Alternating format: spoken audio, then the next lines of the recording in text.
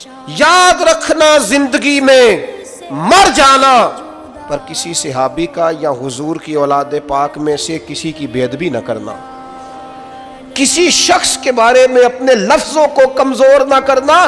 یہ معمولی لوگ نہیں ہیں، یہ وہ لوگ ہیں جنہیں اللہ نے محبوب کی غلامی کے لیے چنا ہے۔ خدا را کبھی اس طرف نہ جانا، بے ادبی تکلیف پیدا کرتی، بے ادبی اذیت پیدا کرتی، بے ادبی خوفناک صورتحال اختیار کر جاتی۔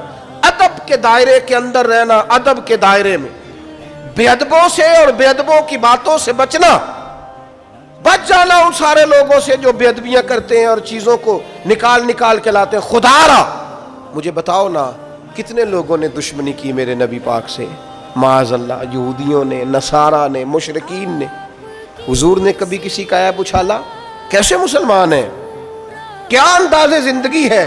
تیری تقریر ہی مکمل نہیں ہوتی جب تک تو بڑے لوگوں کی توہین نہ کرے۔ تجھے مزہ ہی نہیں آتا گفتگو کرنے کا جب تک سینکڑوں لوگوں کی پگڑیاں نہ اچھالے۔ کون سا دین تو دنیا کے سامنے پیش کر رہا ہے کہ جب تک تو بہت سارے لوگوں کو رسوا نہ کر دے تیری گفتگو ہی مکمل نہیں ہوتی؟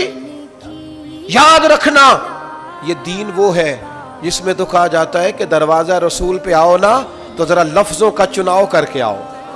لا تقولوا رائنا وقولوا انظرنا، رائنا نہ کہنا، انظرنا کہنا، لفظوں کا چناؤ۔ اور لا ترفعوا اصواتکم فوق صوت النبی، دیکھنا اپنی آواز کا والیوم چیک کرنا، محبوب کی آواز سے تمہاری آواز اونچی نہ ہونے پائے۔ اے پائے نظر ہوش میں آ، یہ کوہ نبی ہے، آنکھوں سے بھی چلنا یہاں بے ادبی ہے۔ دائرہ ادب، ادب حسن ہے، ادب وقار ہے، ادب شائستگی ہے، کبھی بے ادب نہ ہونا۔ اور اپنی زندگی میں ایک تیسری بات،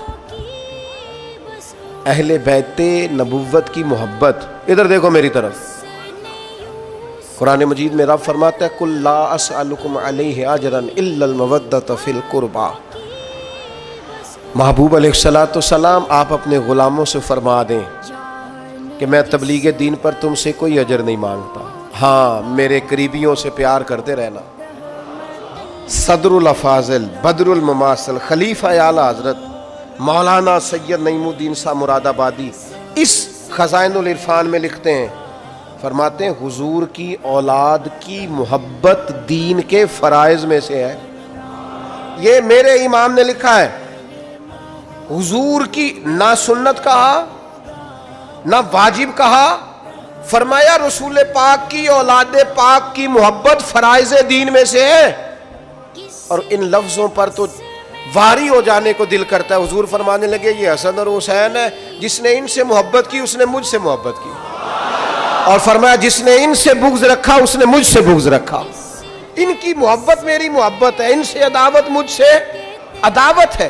اپنے انداز کو پیار والا بنائے، آپ کی طبیعت سے ان کا پیار چھلکے، یعنی ظاہر ہو کہ آپ ان سے محبت کرتے ہیں۔ وہ آپ نے دے دیا ایسے لوگوں کے ذمے جن کا یہ کاروبار ہے، جو تجارت کرتے ہیں ان ناموں پر، جو پیسہ کماتے ہیں۔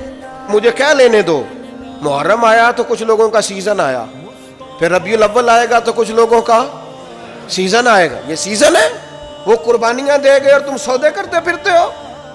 یہ تم نے ریٹ ڈالا ہے، میں خیال نہیں آتا تذکرہ کس کا ہے، اور تم باتیں کیا کرتے ہو۔ یہاں تم ان کی قربانیوں کا ذکر کر رہے ہوتے ہو اور اسٹیج کے پیچھے تم پیسوں کی گنتی کر رہے ہوتے ہو۔ یہ معیار بنایا تم نے۔ کیا کہا تھا قرآن مجید نے کہ میری آیتیں سستے داموں نہ بیچ ڈالنا، اور تم نے سودا بھی کیا تو کیا کیا۔ پر مصیبت اور بھی ہے نا، ایک آج ہمارے زمانے کی ایک بہت بڑا مسئلہ یہ بھی ہے، وہ کہتے ہیں پیر صاحب اگر پیسے نہیں لیتے ہو تو روٹی کیوں کھاتے ہیں؟ یہ بھی بتاؤ یہ روٹی کیسے کھاتے ہیں؟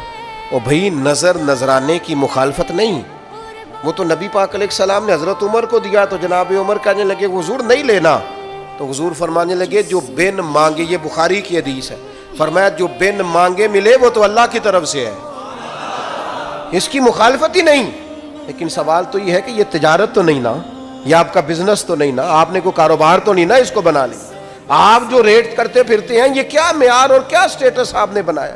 بہت بڑا بزنس مین اتنا مال نہیں کماتا جتنا تم کماتے، اور تم نے سیزن بنا لیا ہے۔ اور قوم بھی پسند کرتی ہے، بندہ فیمس ہونا چاہیے، بندہ کو تھوڑا سا نا مشہور ہونا۔ میں اپنے بارے میں 100 دفعہ کہہ چکا ہوں کہ دین کا کوئی چھوٹا سا نوکر سمجھ کے کبھی دعوت دے لیا کرو، مشہور آدمی سمجھ کے نہ بلایا کرو، اس میں مزہ نہیں، اس میں مزہ نہیں، نام کوئی برانڈ ہے، نہ کوئی ایسی چیز ہے جسے دکھا کے ماحول اور طرح کا بنایا جائے۔ آپ مہربانی فرمائیں محرم شریف میں کسی بھی موقع میں جب آپ ان پاکان امت کا ذکر کریں تو احترام کے جذبے، عقیدت کے لہجے، آپ کے مزاج کے اندر خوبصورتی، ان لوگوں سے قلبی وابستگیاں، اور سب سے اہم اور سب سے ضروری چیز یہ ہے کہ ہم نے سیکھا کیا ان لوگوں سے، ہم نے ان سے لیا کیا، وہ خاص بات جو ہم نے ان سے لینی ہے اور سیکھنی ہے اس پر ضرور توجہ کریں۔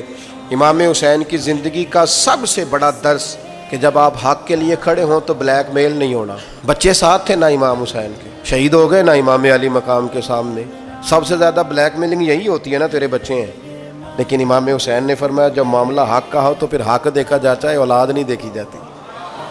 سب سے بڑا معاملہ یہی ہوتا ہے نا کہ ہم بھوکا پیاسا رکھیں گے، تو فرمایا رکھ لو، جب معاملہ حق کا ہو تو پھر بھوک پیاس نہیں دیکھی جاتی۔ اور سب سے زیادہ حد کیا کر سکتا ہے؟ کوئی مار ہی دے گا نا، شہید ہی کر دے گا، اس سے زیادہ کیا ہو سکتا ہے؟ تو امام حسین نے کہا جان جائے گی پر حق کا ساتھ نہیں چھوڑا جائے گا۔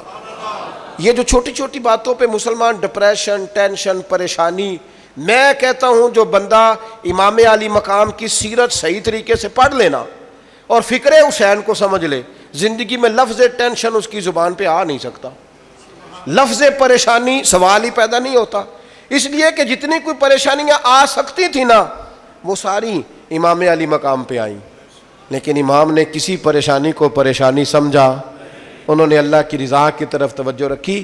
تو اس کو جب ہم سمجھ جائیں گے تو ماحول کچھ اور طرح کا ہو جائے گا۔ اللہ تعالیٰ مجھے اور آپ کو عمل کی توفیق دے۔